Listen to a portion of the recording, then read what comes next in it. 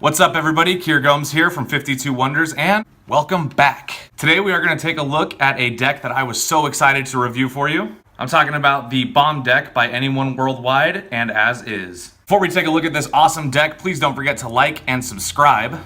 Without further ado, let's roll that intro and get you guys on your way. So the Bomb deck by anyone worldwide. This is like one of those hype decks. So it's a deck that a lot of people just put a lot of stock into because of the brand. Not saying I have a problem with it, I definitely don't. But let's call it what it is. It's a hype deck. The tuck case is done in this matte cardstock. It's pretty standard. It's pretty standard stuff, but the front of it has a red silhouette of a ignited bomb. I actually really love this. Kind of reminds me of like old school, like Mario kind of style. I love that. Nothing on the back. One side says New York. The other one says anyone X as is. So this deck was in collaboration with the brand As Is. I'm not super familiar with that brand, but I think they're a clothing company. Let me know in the comments. The bottom has some ad copy about anyone worldwide. And inside the tuck flap, you can see the address of where these cards are printed. Very standard tuck case, but I kind of like it. All right, so your back design looks like so. It kind of has that red knock feel with just this beautiful, beautiful red background with thin borders. However, to contrast all that red in the upper, but not quite the corners, you can see two ignited bombs in black. And within those bombs, you can see one says anyone and the other one says As Is NYC. So basically, this is a one-way back design for that reason. However, very minimal, nobody would really know. All right, your ace of spades is gonna be nice and simple. It is standard index and standard pips in the corners. However, a bomb that has been ignited with those red flares at the end of it. Not my favorite ace of spades, not my least favorite ace of spades. I kind of like it. You're gonna get one joker with the dollar sign in each corner and a bomb under that says, "You're drunk." Okay, that's fair. And the other one says, "No free tastes." Okay. They look kind of like those Cards Against Humanity cards that you have. So maybe that was the inspiration, maybe not. As far as gaffs, you are not gonna get any gaff cards with this deck. However, you are gonna get a second set, sort of jokers. So you're gonna see, on one of them, it's a bomb. It says As Is on the inside of it, and then anyone below it and above it. And the other one has the anyone logo with a red bomb, and below it says As Is. So this is just a second set of jokers to showcase the collaboration between the two companies. All right, now the rest of the cards in this deck are gonna be completely bicycle standard. So to give you an idea, this is what your diamonds are gonna look like. This is what your spades will look like. Clubs and hearts. Royalty looks just like you would find it on a bicycle deck, no color customization, no nothing. So I really, really like that. That actually makes this a pretty good deck to use for Magic. So, all right, now as far as the handling of this deck, it's made by USPCC on retail stock. So it feels just like a deck of bicycles. What that means is you get a pretty thin deck.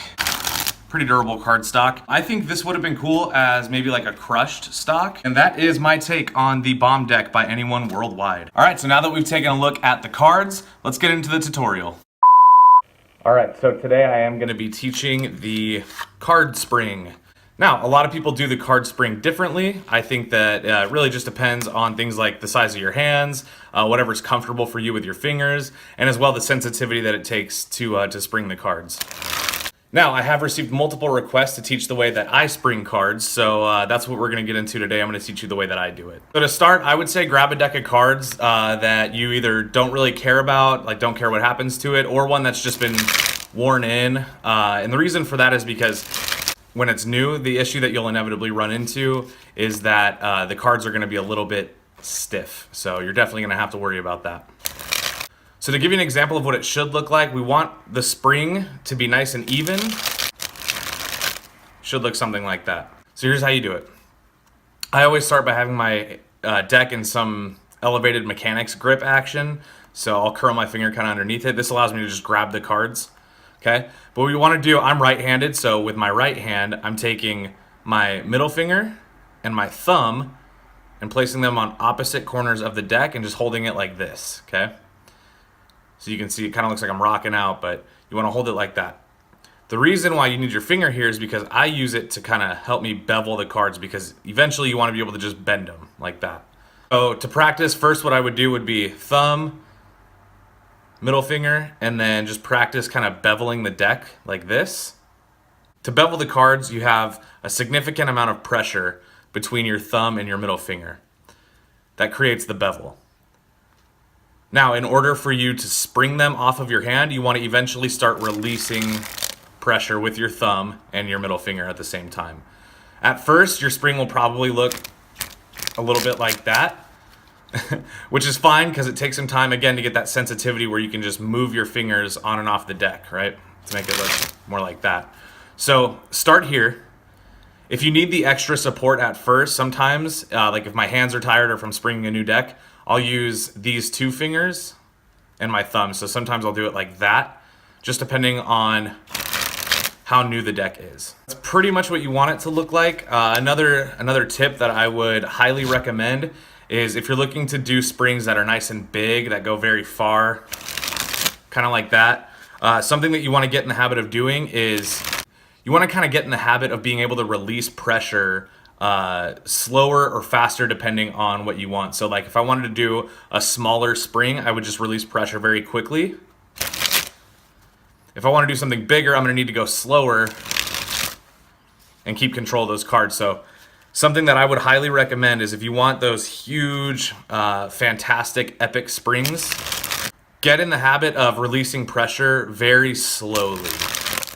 The slower you spring the cards, the better it's going to look, and the further you'll be able to take it. Another thing is the catching hand. So at first, when your springs look like that, it doesn't really matter what your hand looks like because you'll probably be dropping cards all over the place anyway. However, eventually you want to kind of have your hand in like a catcher's mitt type situation. It should look something like that. So that way, no matter where the cards go, you'll be able to catch them and immediately clasp and wrap your hand around them if you need to. So it should look something like that. If I take the cards away, this is what my hands look like. I'm releasing pressure with my thumb and fingers here, and I'm catching in this claw, kind of like that. Again, this is something that takes practice, but if you want to learn how to spring cards like a pro, there you go. This tutorial should help you do that.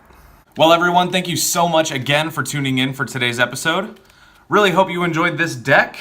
If you are interested in grabbing one for yourself, head over to the 52 Wonders website. I will leave that in the description below. I would like to thank 52 Wonders for sending me this deck so I could review it just for you. That's it for me, guys.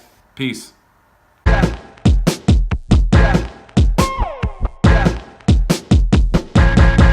Let's go.